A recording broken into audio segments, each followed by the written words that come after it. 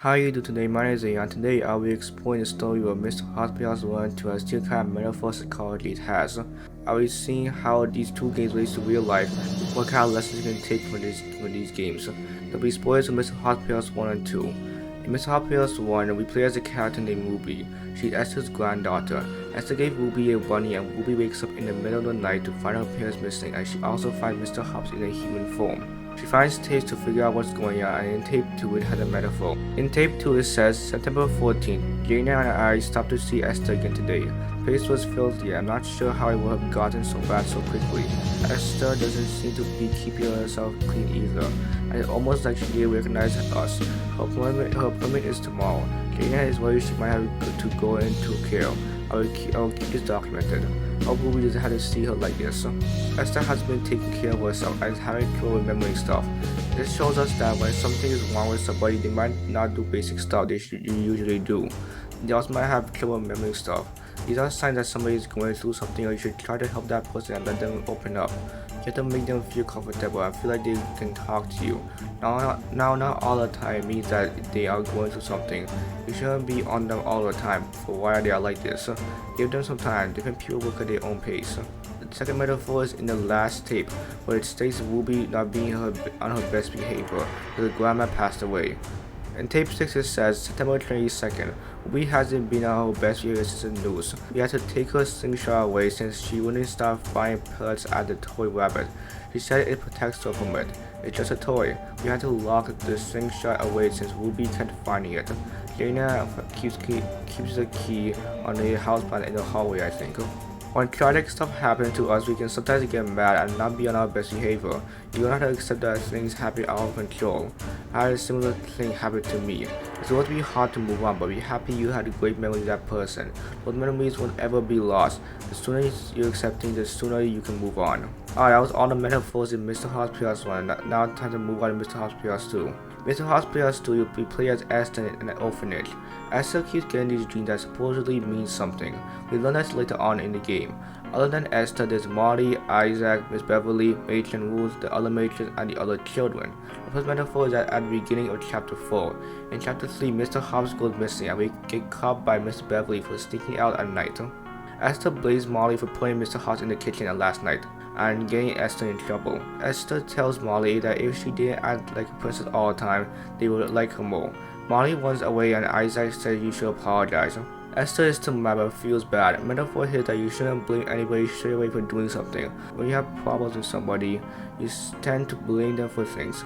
Esther doesn't like Molly because she always acts like a princess, like she says. If you have problems with somebody, it doesn't mean that you should blame them for everything. They can still be good people. You should work out your problem together and try to fix things. When we go looking for Molly, we meet a girl named Dee. Esther asks her if she saw Molly, but Dee is scared there's some evil woman in these halls.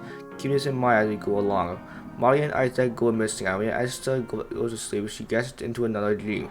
In the dream, she is caught in a loop. The hallway keeps repeating itself, but something changes every time. We get to see what the orphanage is really like. In the picture, we can see a little girl with a matron. The picture changes into the girl seeing a black dragon that represents an entity of evil and sin. Next, you can see the girl wearing a necklace that we later learn is the 6 medallions. This was given to her by the dragon. This girl was possessed by the entity and now follows his guidance. We then see the same lady leading the girl somewhere. We then see the same lady in the picture come through a door and get levitated and explode into dark pieces. In the next look, we see Riley saying she deserved it, and we see the picture changing to the girl being accused of something. Now apparently this girl killed this matron because the entity told her to do it. We then see the girl get tied up and set on fire as a punishment for witchcraft and murder. In the 1600s, Black Lives Matter orphanage was built. In real life, during the 1600s, people who were accused of witchcraft were usually executed. Mr. Hospital's too, the orphanage was built in a town with a dark history. This history was probably involving people punishing people for doing certain things. The entity wanted to claim these souls for their wrongdoing, hence why this kid killed the matron. These staff most likely execute anybody who was accused of witchcraft. We like a lot of people that were executed were later on found innocent. Same thing probably happened in the orphanage. Metaphor is that you should be careful who you accuse someone of doing. We move on from those kind of stuff, but we still have prisons and other forms of punishment that is bad. Before you punish somebody, you should look at the evidence and make sure that they are the one who did it. I'll get to more of this later. Next in the loop, we see three things. These three things turn into shadow children, and these represent three children being accused of some sort of witchcraft and being burned alive because of it. These three kids' souls could have taken over the toys you get haunted by. Mr.Hopp, Mr. Tiger, and Mrs. Bo. Molly, Isaac, and everybody else gets taken. Esther keeps getting haunted down by this evil force. When we get into a dream inside Ruby's house, a shadow child appears that could be the same child that was in the picture being punished. She says to Esther that she feels the same pain she does.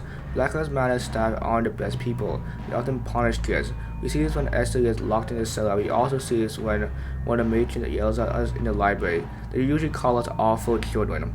Can we please keep the noise down? Don't you know this is a library? Yes, Miss Beverly. Awful children. It's not... Please, Miss Beverly, This is your own fault, Esther. Maybe a night with the rats will teach you how to behave. You horrible child.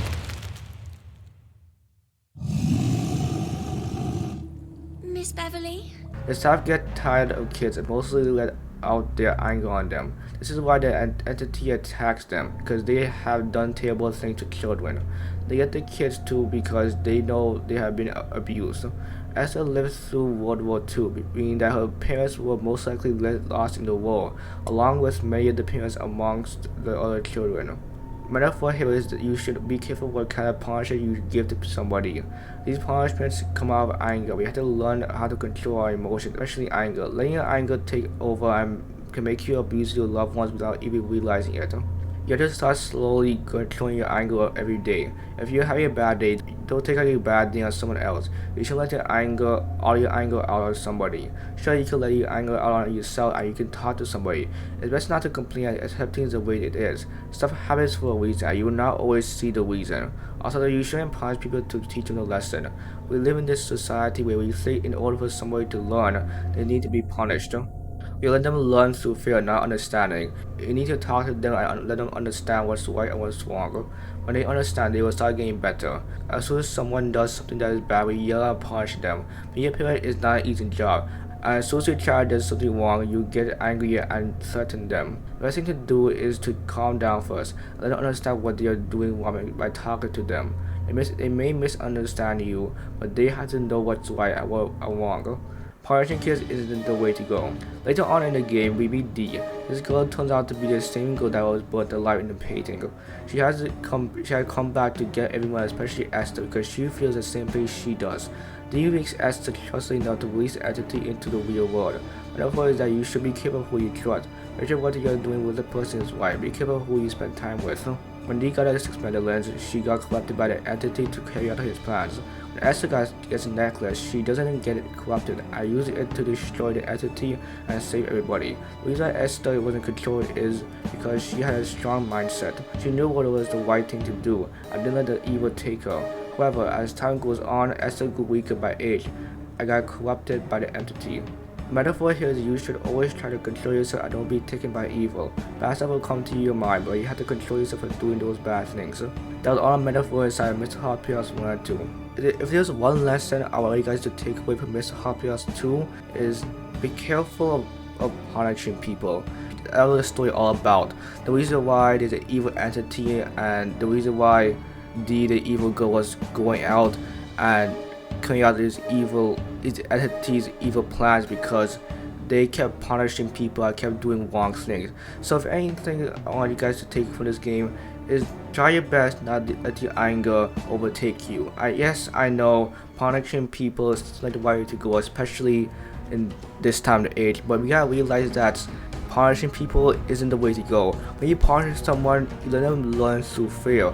And when you let them learn through fear, they're only not going to do it because you gonna punish them for it. You don't understand what kind of consequences they have on themselves.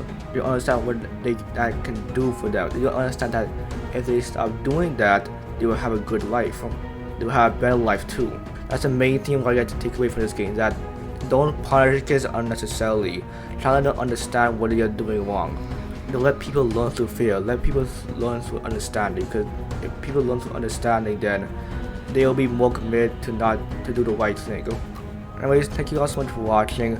This was all the metaphor psychology inside Mr.Hopp Playhouse1&2. Hopefully I didn't miss any metaphors. If I did, please do leave it in the comments below. Also, if you want to see my reaction to Mr.Hopp Playhouse1&2, those playlists, it will be in the description down below. If you want to see more Metaphoric videos. Anyways, thank you all so much for watching. Be sure to leave a like and subscribe. Follow me on social media. All the links will be in the description down below. Anyways, I will see you guys in the video. Have a good rest of your day. Bye.